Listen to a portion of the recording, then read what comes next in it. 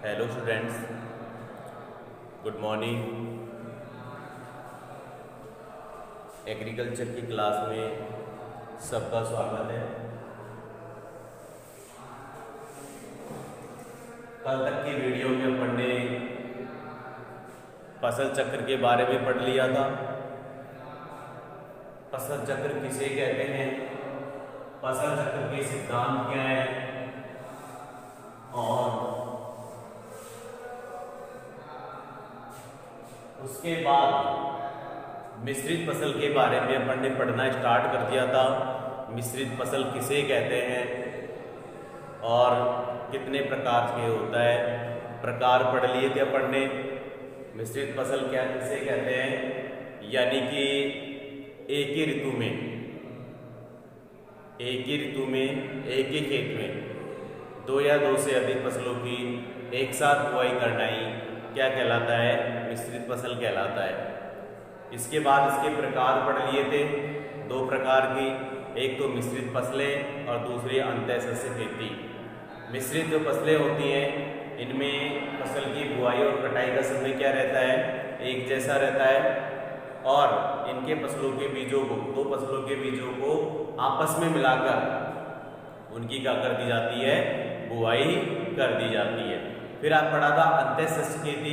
अंतःसस्य खेती में क्या होता है कि क्या नाम से इसमें दो फसलों को पंक्तियों में बोया जाता है और क्या नाम से, जैसे मक्का की दो पंक्ति बो दी, उड़द की दो पंक्ति। इनकी बुआई का समय एक जैसा रहता है लेकिन कटाई का समय एक जैसा नहीं रहता है। आज पढ़ेंगे अपन अंतःसस्य खेती के मुख्य बातें, यानी सफल अंतःसस्य खेती की मुख्य बातें क्या है और क्या नहीं है। पहली बात पढ़ेंगे अपन अंतःसस्य खेती की मुख्य बात है, हेडिंग डाल लो पहले।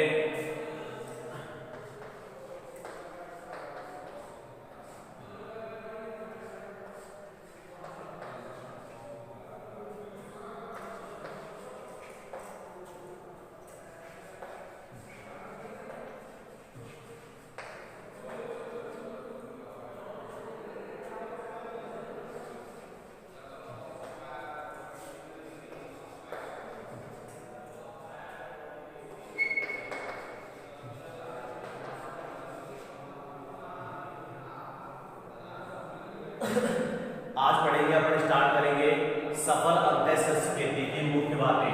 हेडिंग डालो बेटा, सफल अंतःसस्य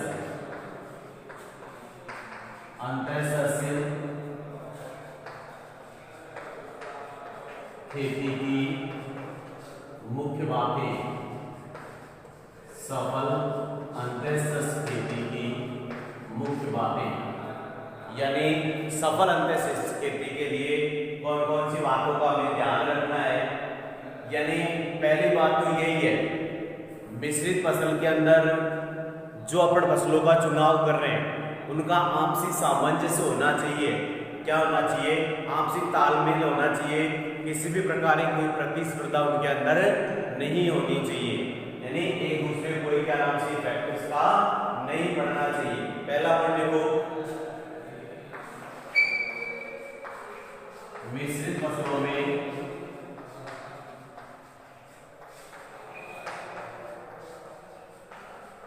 आपसी सामंजस्य होना चाहिए। आपसी सामंजस्य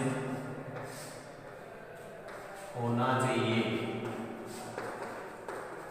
यानी कहने का मतलब इनमें जो तालमेल होता है, जो सामंजस्य होता है वो क्या होना चाहिए, होना चाहिए।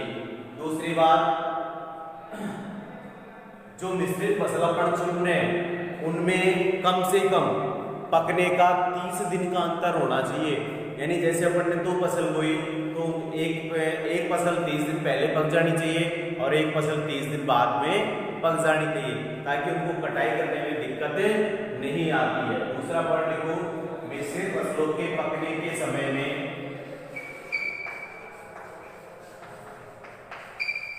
मिश्रित फसलों के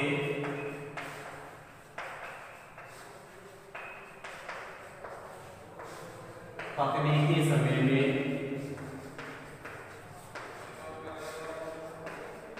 कम से कम 30 दिन का अंतर होना चाहिए।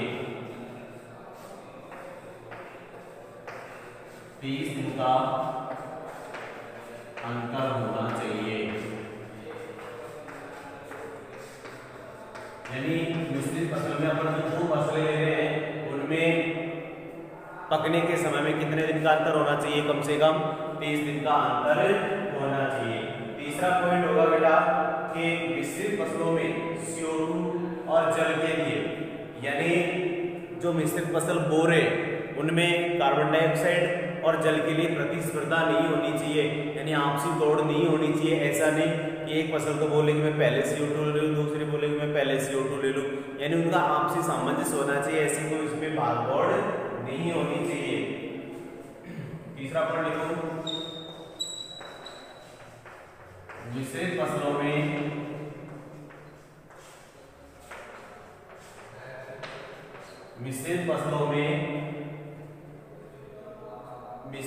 में CO2 और जल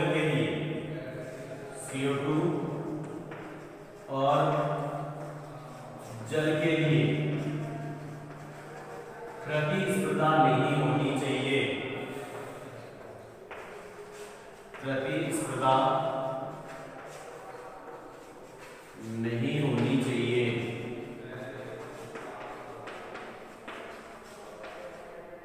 चौथा पॉइंट होगा, यानी कहने का मतलब जो फसलें बोई जा रही हैं उनमें किसी भी प्रकार की कोई प्रतिस्पर्धा नहीं होनी चाहिए। चौथा पॉइंट लिख लो, मिश्रित फसलों में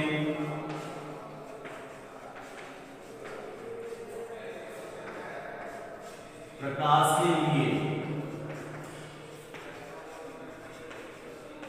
किसी भी प्रकार की प्रतिस्पर्धा नहीं होनी चाहिए। प्रकाश के लिए किसी भी प्रकार की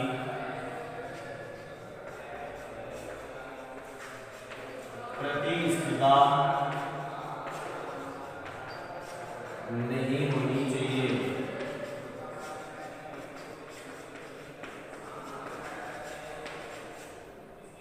इन 4 बातों का हमें विशेष ध्यान रखना है सफल अंतर सस्य खेती के लिए। पहली बात तो लगा दी कि मिश्रित फसलें जो चुनी है उनका क्या होना चाहिए? आपसी सामंजस्य होना चाहिए। दूसरी बात यह है कि क्या नाम से 2 फसलों का बीज अपन ने लिया है उनमें कम से कम पकने में 30 दिन का अंतर होना चाहिए।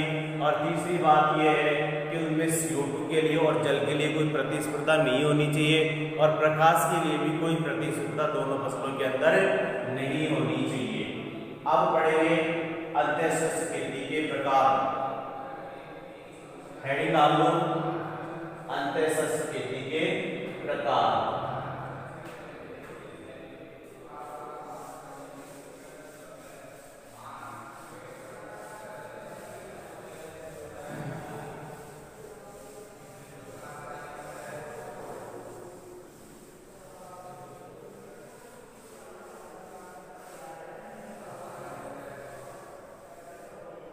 अंतःसस्य खेती के प्रकार।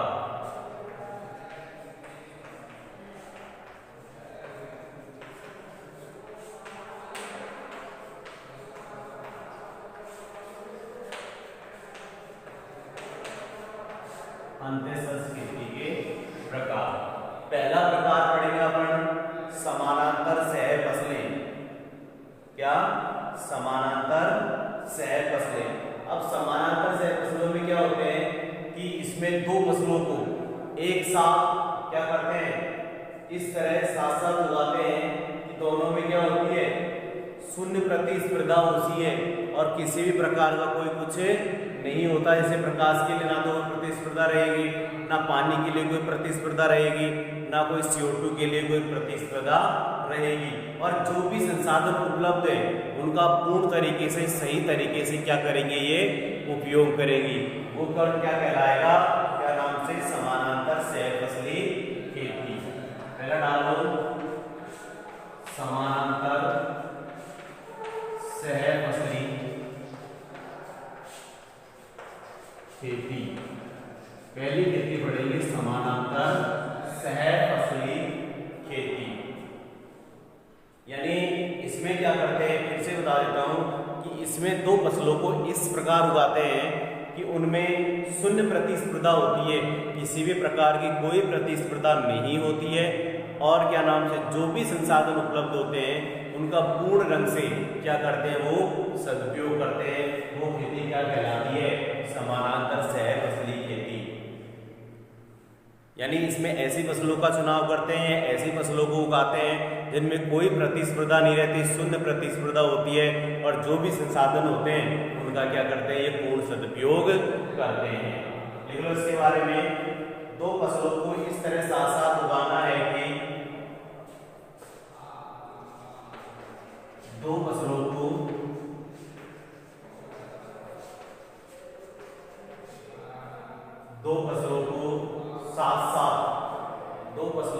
इस तरह साथ साथ उगाना है कि इस तरह साथ साथ उगाना है कि उनमें क्या होती है, जो प्रतिस्पर्धा होती है वो क्या होती है, शून्य होती है। उगाना है कि दोनों फसलों में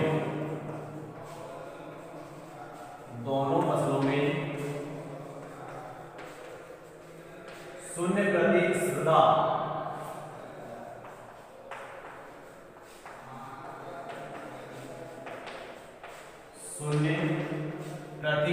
होती है। क्या होती है, शून्य प्रतिस्पर्धा हो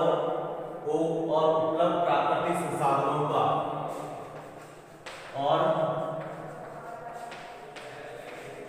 उपलब्ध प्राकृतिक संसाधनों का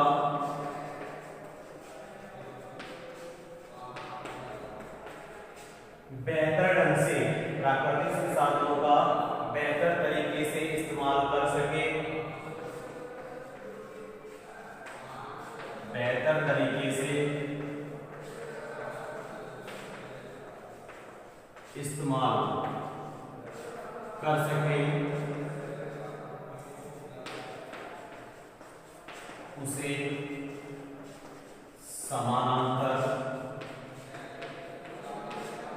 सह फसली खेती कहते हैं।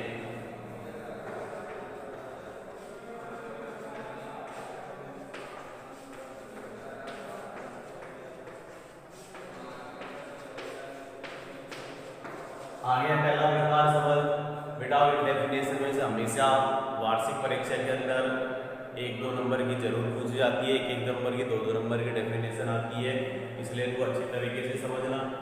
फिर से समझा देता हूँ, समानांतर सह फसली को इसमें क्या करते हैं, दो फसलें लेते हैं और दो फसलों को, ऐसी फसलों का चुनाव किया जाता है जिनके अंदर शून्य प्रतिस्पर्धा हो, यानी किसी प्रकार की कोई प्रतिस्पर्धा नहीं होनी चाहिए, और जो उपलब्ध प्राकृतिक संसाधन है उनका क्या हो, पूर्ण रूप से सदुपयोग हो, वो उसे क्या कहते हैं, समानांतर सह फसली खेती कहते हैं। अब दूसरा प्रकार पढ़ेंगे सहचर फसलें। सहचर फसलें, सहचर फसलें। अब इसमें ऐसी फसलों का चुनाव किया जाता है, इस अंतःशस्त्र खेती में ऐसी फसलों का चुनाव किया जाता है जिनकी उपज किसके समान होती हो, एकल फसल के समान होती हो, क्या कहलाते हैं, सहचर फसलें कहलाती हैं।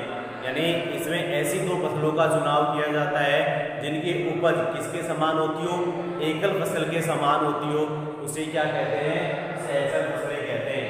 यानी दोनों की उपज, जैसे अपन दो फसल होंगे उनकी उपज क्या होनी चाहिए, समान होनी चाहिए। जैसे मक्का प्लस उड़द है, मक्का की उपज भी समान होगी और उड़द की उपज भी समान होगी। लेकिन में इस अंतःशस्त्र खेती में, इस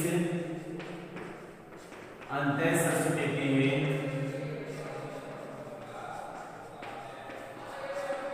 ऐसी फसलों का चुनाव किया जाता है, इस अंतःशस्त्र खेती में ऐसी फसलों का चुनाव किया जाता है चुनाव किया जाता है जिनकी उपज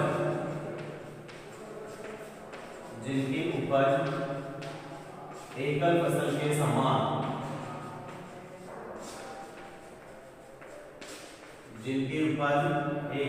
के समान होती है।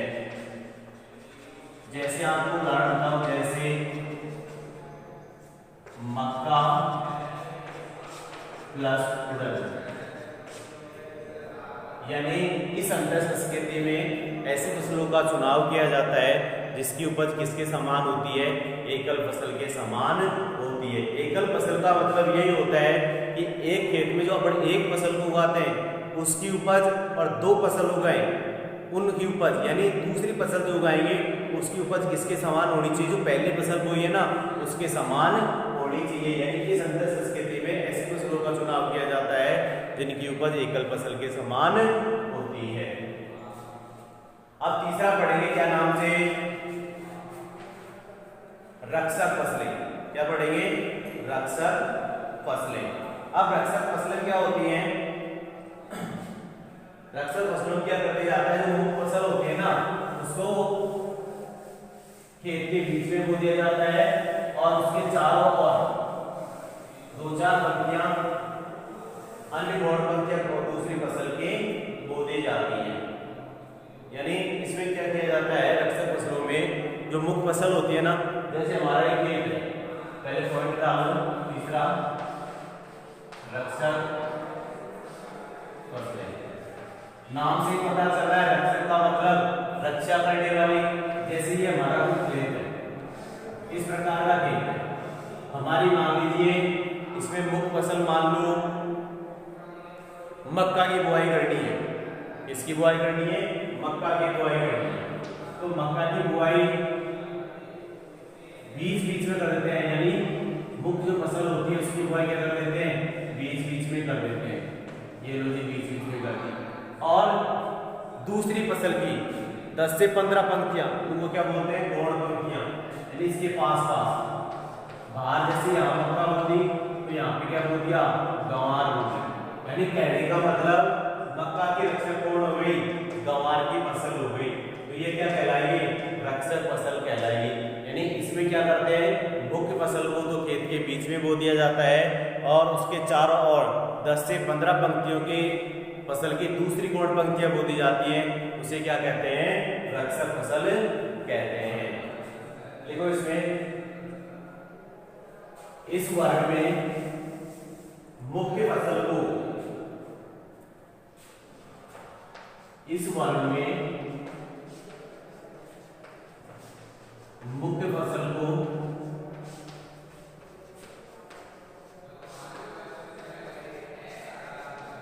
खेत के बीच, मुख्य फसल को खेत के बीच बो दिया जाता है या खेत के मध्य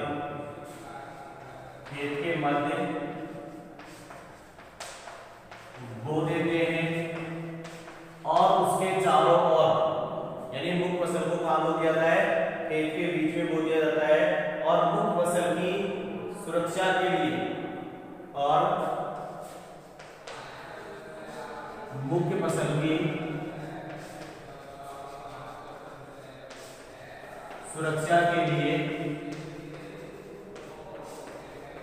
और मुख्य फसल की सुरक्षा के लिए 10 से 15 पंक्तियां, 10 से 15 पंक्तियां गौण फसल की बो देते हैं।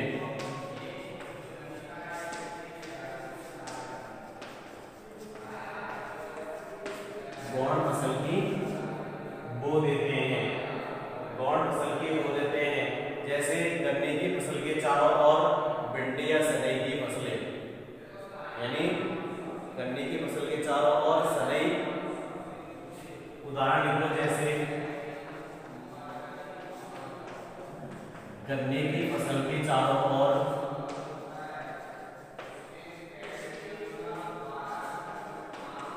गन्ने की फसल के चारों ओर सनई।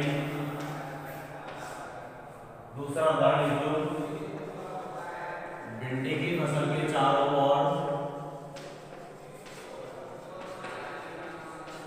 भिंडी की फसल के चारों ओर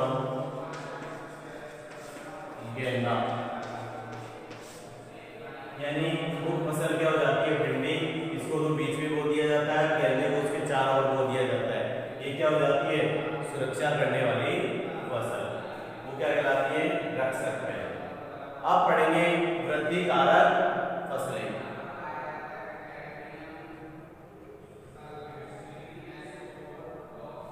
वृद्धि कारक फसलें,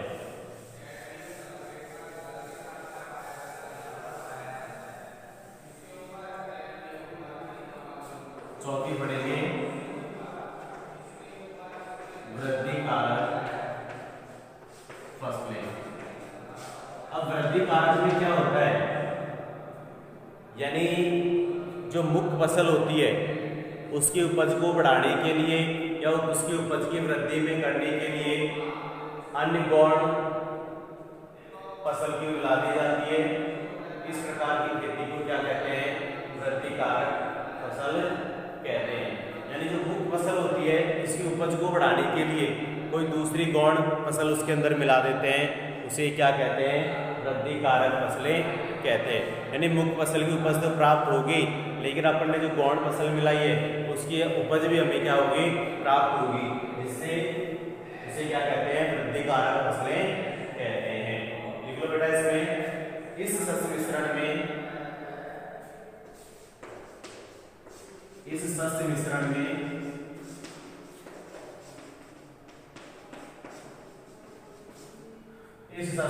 में मुख्य फसल की उपज बढ़ाने के लिए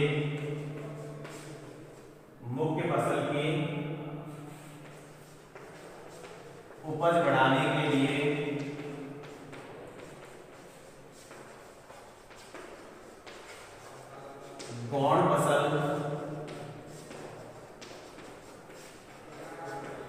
मिला दी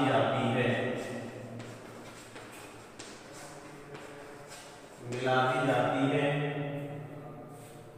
उसे वृद्धि कारक फसलें कहते हैं। उसे वृद्धि कारक फसलें कहते हैं। क्या कहते हैं वृद्धि कारक फसलें कहते हैं। अब वृद्धि कारक जो फसलें होती हैं इनको दो भागों में बांटा गया है। जैसे आपको उदाहरण दिखाऊं बरसिम के साथ सरसों, जैसे बरसिम के साथ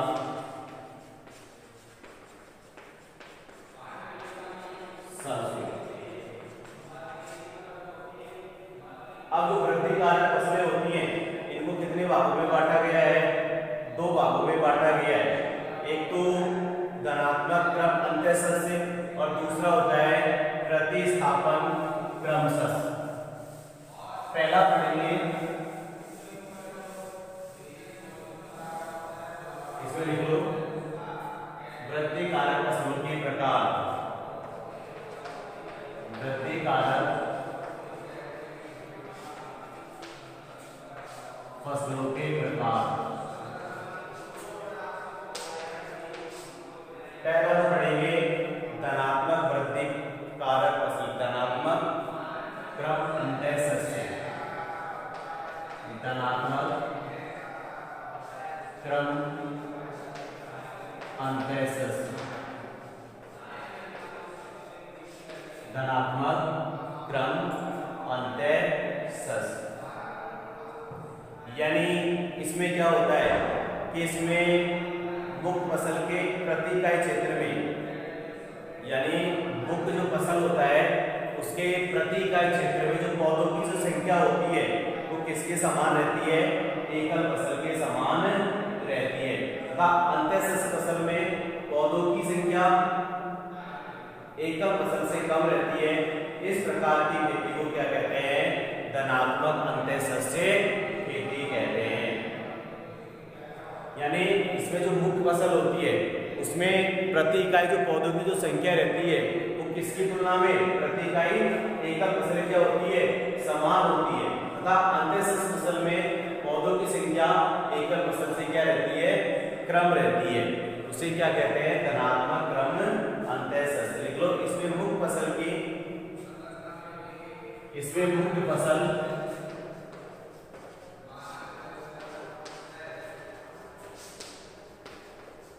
प्रति इकाई क्षेत्र में, इसमें मुख्य फसल प्रति इकाई क्षेत्र में, यानी इसमें जो मुख्य फसल होती है वो प्रति इकाई क्षेत्र में पौधों की संख्या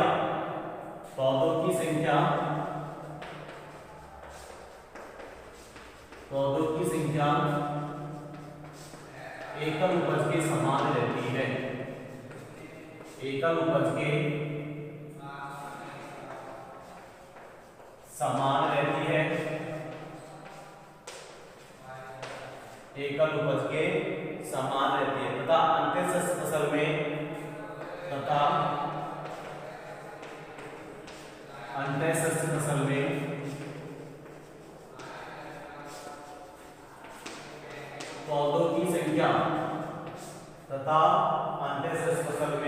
पौधों की संख्या एकल फसल से कम रहती है तथा अंतःशस्य फसल में पौधों की संख्या एकल फसल से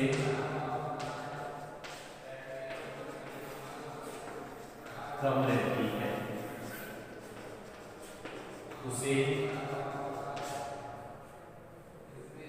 धनात्मक क्रम अंतःशस्य कहते हैं। उसे धनात्मक क्रम अंतःशस्य कहते हैं। आया प्रश्न, दोबारा समझ लो। धनात्मक क्रम अंतःशस्य, इसमें जो मुख्य फसल होती है प्रति इकाई क्षेत्र में पौधों की संख्या एकल उपज के समान रहती है। यानी मुख्य फसल प्रति इकाई क्षेत्र में पौधों की संख्या किसके समान रहती है? एकल उपज के समान। तथा अंतःशस्य फसल में पौधों की संख्या एकल फसल से क्या रहती है? कम रहती है। उसे क्या कहते हैं? धनात्मक क्रम अंतःशस्य, यानी घटते क्रम में उसे क्या कहेंगे? धनात्मक क्रम अंतःशस्य कहते हैं। दूसरा प्रकार पढ़ेंगे अपन प्रतिस्थापन क्रम अंतःशस्य। दूसरा लिख लो, जैसे आपको उदाहरण लिखा दो, इसमें धनात्मक क्रम अंतःशस्य का उदाहरण लिख लो। जैसे गन्ने की 90 सेंटीमीटर की दूरी पे बुआई करने पर पंक्तियों के आलू एक पंक्ति लगाना। जैसे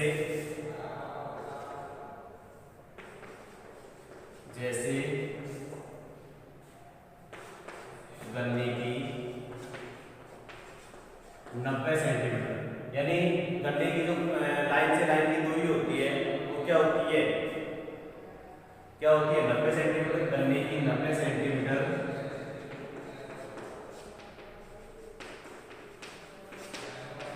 की दूरी पर आलू की एक पंक्ति लगाना।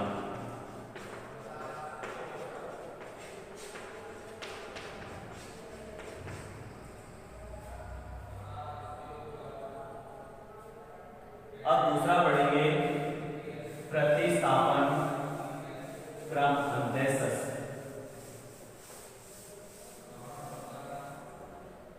दूसरा प्रकार पढ़ो बेटा, प्रतिस्थापन क्रम अंतःशस्य। प्रतिस्थापन क्रम अंतःशस्य लिख लो पहले इसको। इस अंतःशस्य में दोनों फसल मुख्य होती है। इस अंतःशस्य में दोनों फसल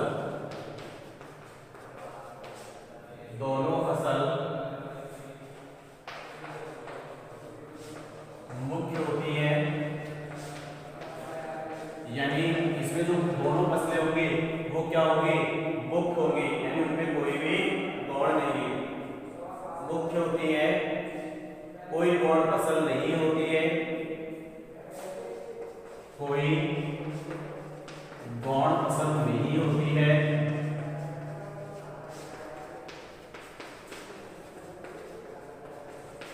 कोई गौण फसल नहीं होती है। एक फसल की पौध की संख्या, एक फसल के पौधों की संख्या,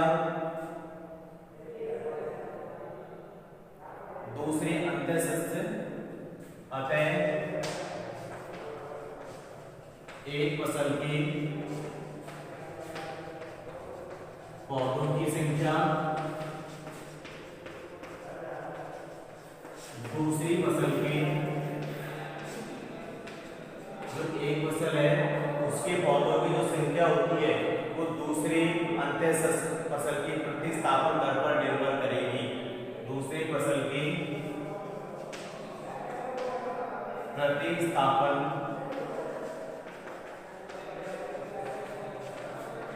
दर पर निर्भर करेगी।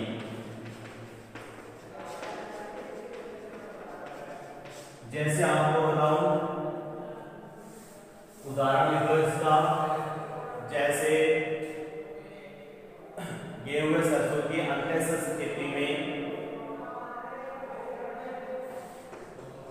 जैसे गेहूं व सरसों की अंतःसस्य खेती में,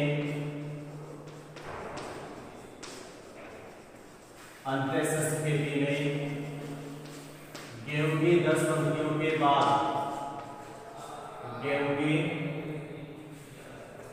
10 पंक्तियों के बाद, 10 पंक्तियों के बाद एक पंक्ति सरसों की, ये होगी प्रतिस्थापन क्रम अंतःसस्य। यानी इस अंतःसस्य में दोनों फसल क्या होती है, मुख्य होती है और इनमें कोई गौण फसल नहीं होती। एक फसल की जो पौधों की संख्या होती है दूसरी फसल की प्रतिस्थापन दर पर क्या करती है, निर्भर करती है। जैसे आपको बताया गेहूं सरसों की अंतःसस्य खेती में गेहूं की 10 पंक्तियों के बाद एक सरसों की पंक्ति की बुआई करना। ये हो गया वृद्धिकारक फसलों के प्रकार। अब पांचवा पढ़ेंगे बहुमंजिलीय व बहुस्तरीय फसलें। बहुमंजिलीय पांचवा पढ़ेंगे हम।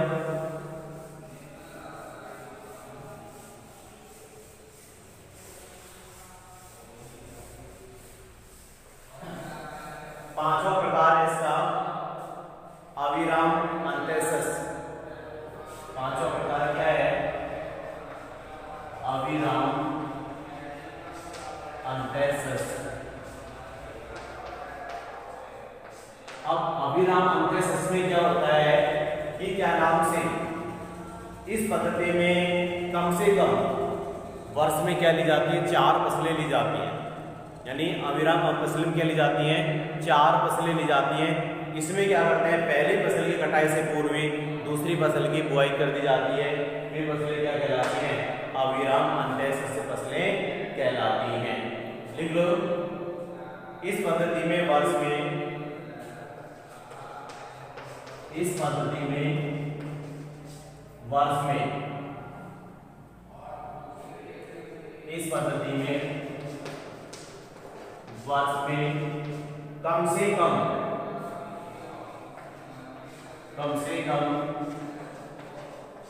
4 फसलें ली जाती हैं।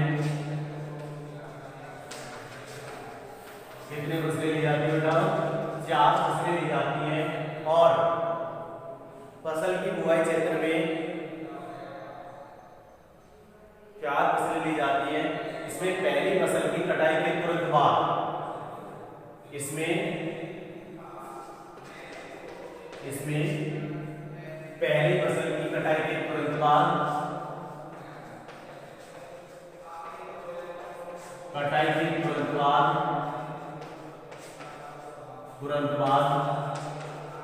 या पकने से पूर्व, या पकने से पूर्व, यानी या तो पहली फसल की कटाई के तुरंत बाद यानी फसल पकते समय, फसल पकते समय फसल पकने समय पहली फसल की कटाई के तुरंत बाद या फसल पकते समय दूसरी फसल की बुआई कर दी जाती है, बुआई कर दी जाती है।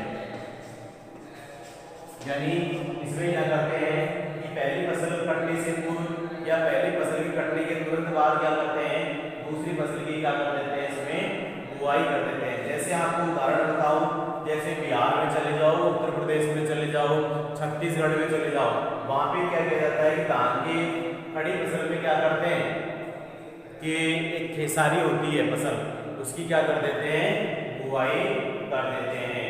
जैसे उदाहरण लिख लो, धान पकने की अवस्था पर चने की बुआई, जैसे धान पकने की अवस्था पर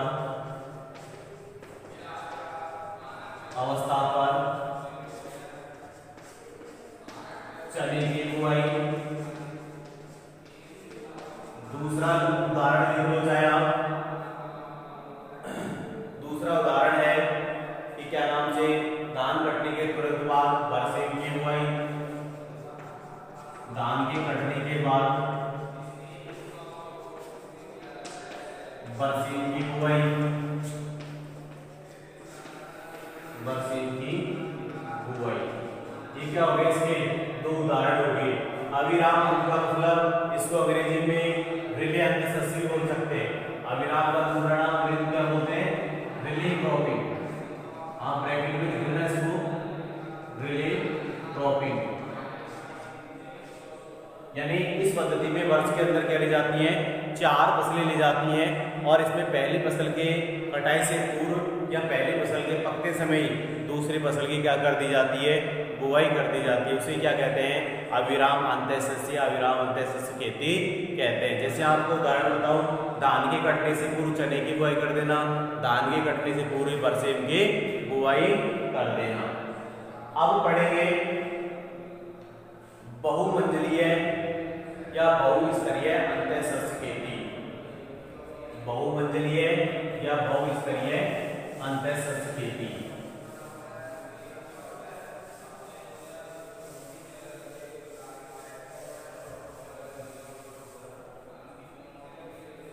लास्ट प्रकार लिखो छठा, बहुमंजिलीय या बहुस्तरीय खेती, बहुमंजिलीय या बहुस्तरीय खेती। अब इसमें किया क्या जाता है कि जो इस पद्धति में क्या करते हैं, प्राकृतिक रूप से उगने वाले पेड़ पौधों की तरह विभिन्न ऊंचाइयों या फसलों की तरह, जैसे इसमें क्या कर देते हैं कि अधिक बढ़वार वाली, यानी कहने का मतलब जैसे अधिक बढ़वार वाली फसल है, जैसे ये अधिक बढ़वार कर गई तो इसके बाद में कम बढ़वार वाली फसल को उगा देते हैं, ताकि क्या नाम से इस प्रकार के पैटर्न को क्या बोलेंगे, बहुमंजिलीय या बहुस्तरीय खेती बोलेंगे। यानी इसमें जो प्रकाश है, जल है और जो वायु वगैरह होता है, इसके लिए कोई प्रतिस्पर्धा नहीं होती है, यानी किसी प्रकार की कोई प्रतिस्पर्धा नहीं होती है। लिख लो, यह पद्धति प्राकृतिक रूप से उगने वाले, यह पद्धति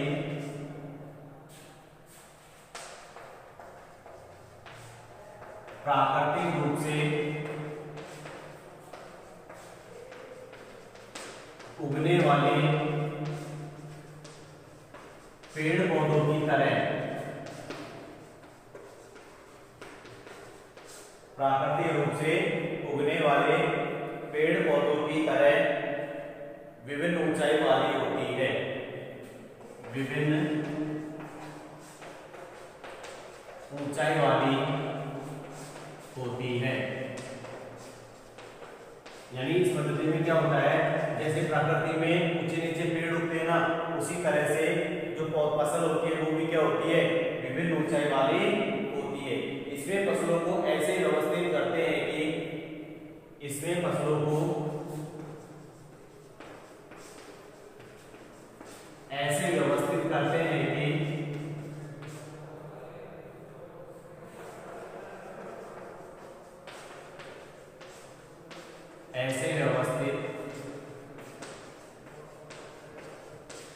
करते हैं कि यानी इस प्रकार इसमें फसलों को ऐसे व्यवस्थित किया जाएगा, ना तो हवा के लिए, ना जल के लिए, ना प्रकाश के लिए, ना CO2 के लिए किसी भी प्रकार की कोई प्रतिस्पर्धा नहीं होनी चाहिए।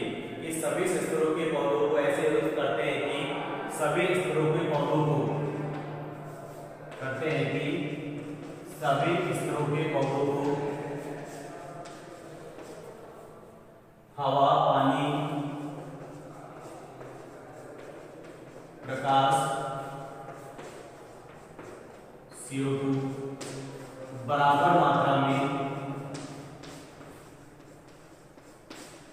मिलते हैं, बराबर मात्रा में मिलते हैं। इस प्रकार की खेती को बहुस्तरीय अंतःसस्य खेती कहते हैं। इस प्रकार की खेती को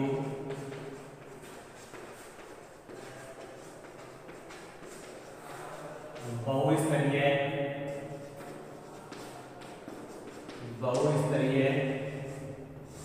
अंतःसस्य खेती,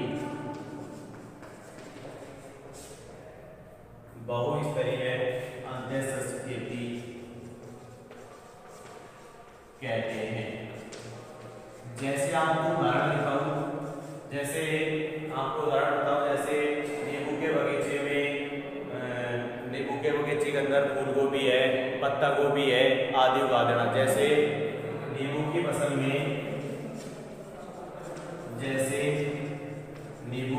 में पत्ता गोभी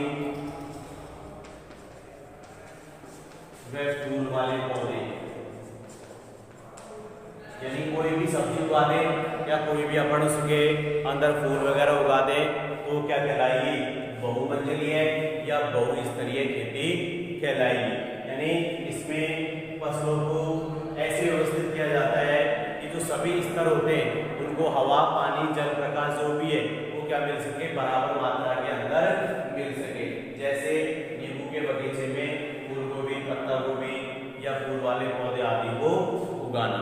ये हो गए हमारे अंतःसस्य खेती के प्रकार।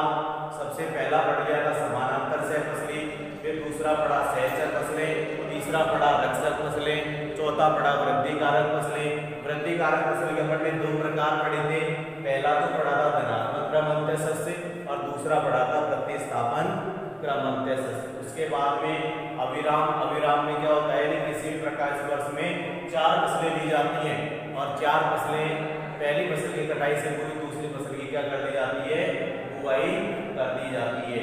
कल पढ़ेंगे अपन मिश्रित फसल के सिद्धांत और उसके नाम से मिश्रित फसल का महत्व। आज की वीडियो में इतनी चर्चा करेंगे। धन्यवाद।